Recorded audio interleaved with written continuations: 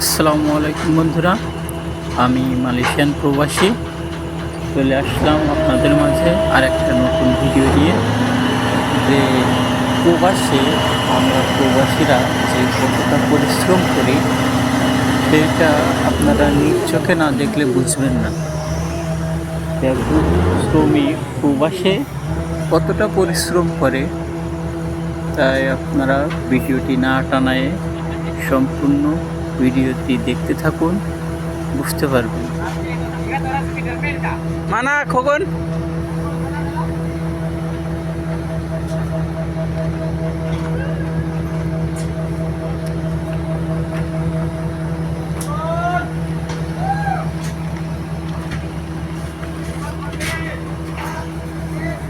mana khokon mana ayo khokon ada sana ma